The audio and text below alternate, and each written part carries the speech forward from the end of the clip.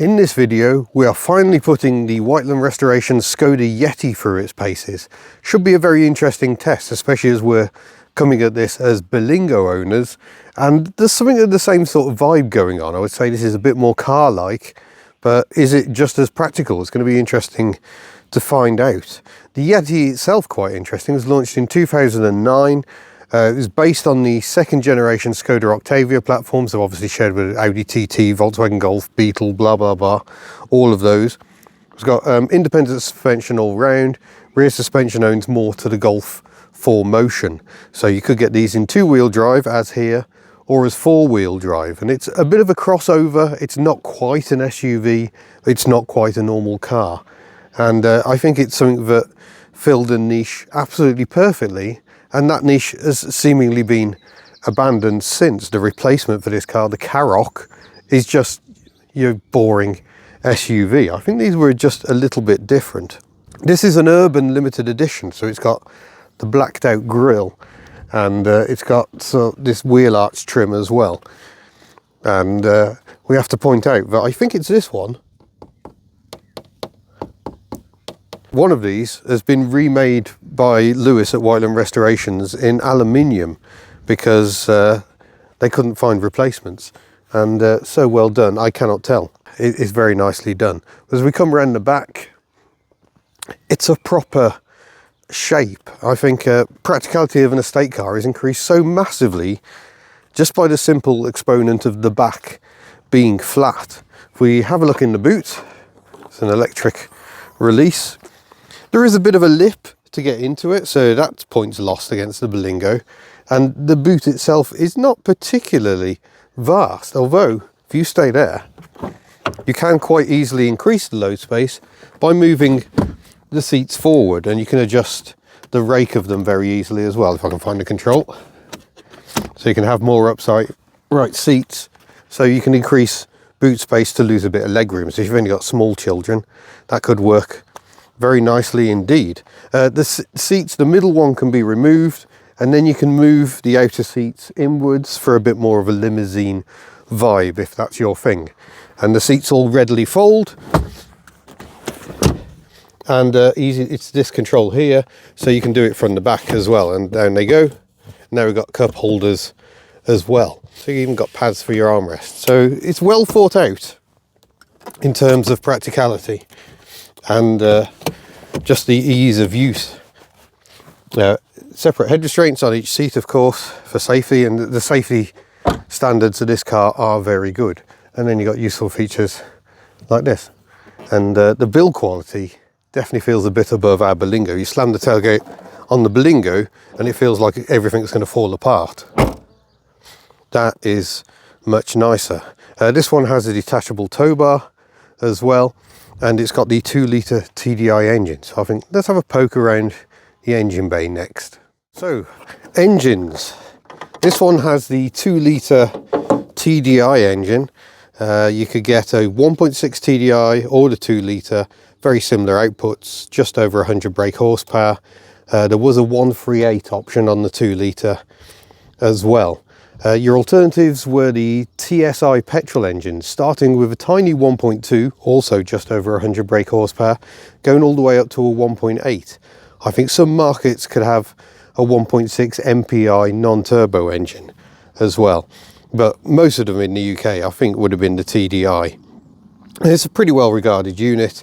Just watch out for things like clutch changes. The clutch, dual mass flywheel, means it can be quite expensive.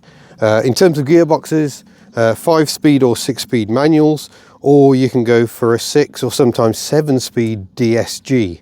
That's the gearbox that has twin gear sets, and it pre-selects the next gear to snap into it. It's quite nice when it works, but I have some clutch concerns on those as well. 4-wheel drive, also an option on the higher spec models with a Haldex unit to send drive to the rear wheels as it's needed. But it doesn't actually look a bad engine bay in here. Oil fill there, dipstick nice and clear here, and looks like turbochargers just hiding down the back here. So maybe not too bad for access. Another thing to be wary of is the DPF, of course, being a more modern diesel. If it's just doing urban miles, it struggles to clear the DPF, and that can give anti-pollution faults. Oh, and I should say, this one started life as a 108, but it has actually been chipped up to just over 200 horsepower and over 340 pound-foot of torque. So this should be interesting. Now, in terms of the styling, I really like it, and I think it's one of the more pleasing aspects. The other family favourite Skoda offered was the Roomster, based on the slightly smaller Fabia. But those looks were a little bit too quirky for many. This is much more conventional, but I think there's a fun element to it. I like the raised ground clearance. Obviously, not actually a 4x4, it's a faux by 4. But around here, that extra ground clearance can be surprisingly useful. Let's see how things compare inside. Well, certainly, as you'd expect in a Volkswagen Group vehicle, the doors shut very nicely, and the feeling of quality in here, it does really feel very well put together. Obviously, it's just a sea of black plastic, like most modern cars, but we've also got a lot more luxury here. There's a lovely head unit here. We've got the digital climate control, we've got cruise control, variable intermittent wipers, buttons on the steering wheel as well. It's a few notches up from our very, very simple Berlingo, but there's still handy little storage. I believe Leanne's actually fitted this sunglasses holder up there. We've got a little bit of storage here as well. Glove box, quite deep, not a bad size for a vehicle with a passenger airbag. Something else our Berlingo lacks. Door bins. There's, yeah, a nice amount of storage, a little central armrest here. Oh, we know where Leanne keeps her money and sweets. And that's a nice height as well. Got a 6-speed gearbox, cup holders are plenty. 3 little cup holders down there. You could probably put your bottle of drink in there too.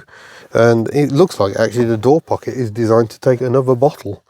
So yeah, it's quite nicely thought out in here, I must admit, and it is a very nice place to sit, a very comfortable seat, a little on the firm side, but very, very comfortable. And I love that we got a little Yeti foot on the steering wheel. It's a really nice touch, and of course the Skoda badge, or Skoda as I should be saying. I do apologise to all those who pronounce it properly. Indicators, unsurprisingly, a very, very electronic noise. All right, let's fire the engine up. Oh, depress clutch to start. There we go. So Leanne bought this with 69,000 miles on. It's now on 139,000.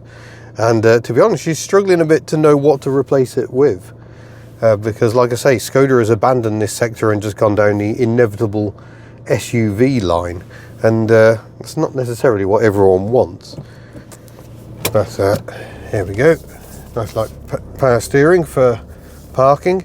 Leanne's fitted this reversing camera stroke mirror as well. It does revert to just a normal mirror after a few moments going down the road. Stalks feel very nice. Let's just do a wiper test before we pull away. Oh, nice wash and a good overlap here, so no triangle of doom. Very, very Volkswagen Group. That is a really good wiping pattern. Should we just try the rear?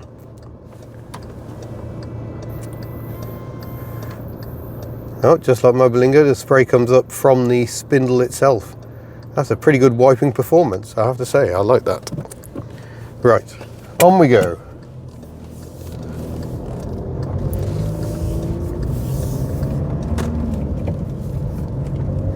Nice slick little gear lever. And plenty of torque from that 2-litre diesel engine. The engine isn't fully warm, so I'm not going to be unleashing the horsepowers just yet, especially as we're still in the village. But if we go this way, we should get her nice and warm, and then we can extend her away. Yeah, really nice, well-mannered at low revs, exactly what you want. Nice big door mirrors as well, that's always nice. And I will say, not everything is better than the Berlingo. One thing that definitely comes across, the ride is much more fidgety. The Berlingo with its torsion bars on the back and coil springs on the front just offers that wonderful French blend of ride and handling. So it handles tidily, but the suspension just eats up bumps and you forget how comfortable it is until you're driving along.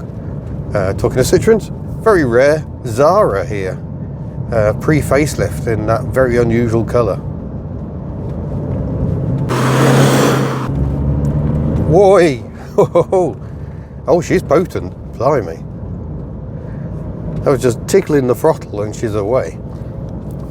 Now that amount of power increase is probably pushing it for the stock components. I think they have had a few troubles with the drivetrain, probably related to the sheer amount of torque on offer here. So perhaps if you've gone for such a upgrade, it's wise not to unleash it all the time. But yeah, this is very much what I want from a turbo diesel. You can just potter around low revs, very, very relaxing. Been very curious to try this for some time, and I wish our Berlingo was on the road so we could offer Leanne a chance to test back the other way. Effortless grunt. Yeti, as I said, was launched in 2009. 2013, I think they gave it a facelift. This is a 2012.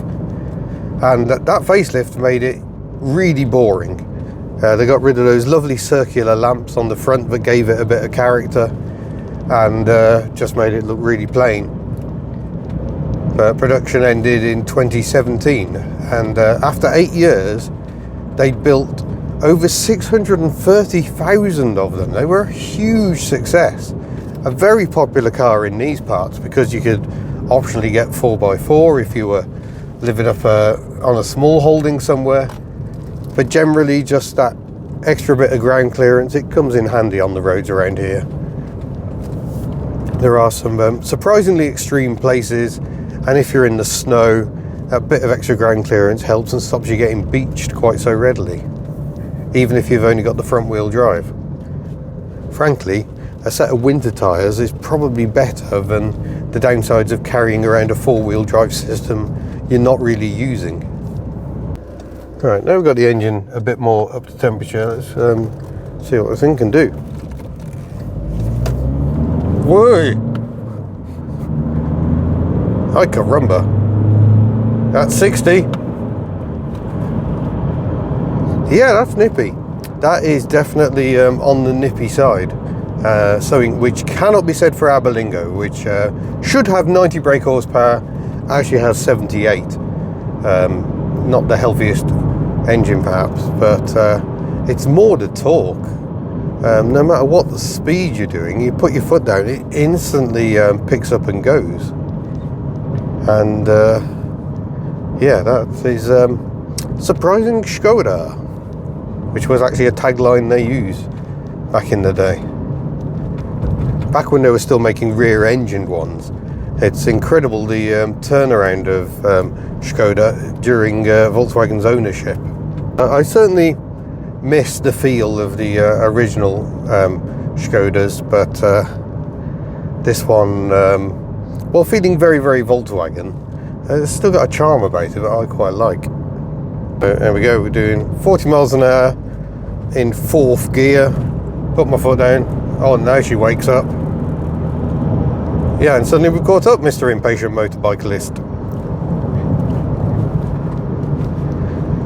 Yeah, the amount of grunt is very, very amusing indeed. Very relaxing. There's a bit of wind noise, which may be because it wears genuine wind deflectors. Because I think Leanne just likes to have that little bit of a gap and not get rained on. Quite important in Wales.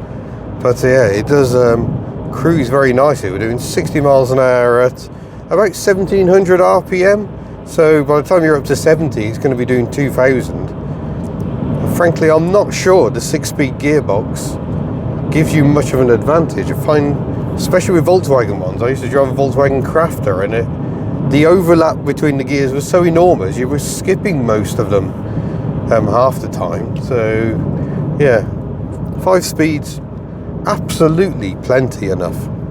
Now, one downside I'm definitely having against the Berlingo is this trim here it's just catching on my leg in a slightly irritating way. I could probably play with the driving position a bit more, maybe if I move it back a bit.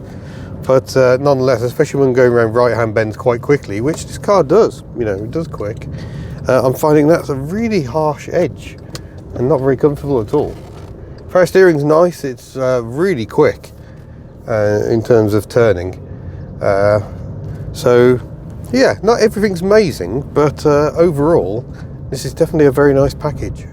Well, there we go. That was a Skoda Yeti, the first time I've actually managed to drive one, and I have to say I enjoyed that a great deal, especially with Leanne's little power mods. That's quite hilariously fast, and probably a good way of destroying gearboxes as well. But yeah, it's not just the fact that it's really quick when you want it to be, it's the fact that you've just got that instant wave of so much torque. It's almost like an electric motor.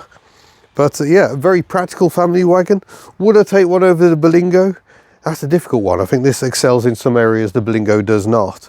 But in terms of overall comfort, I think the Berlingo wins, and it has more space as well. But really, it's a strange comparison. They're like different generations. But yeah, a very likeable package indeed. So thanks very much to Leanne for letting us drive her pride and joy. Thank you for watching. Don't forget you can head to the Hubnut store if you would like to acquire some lovely merchandise. And we shall see you in a future video. Farewell.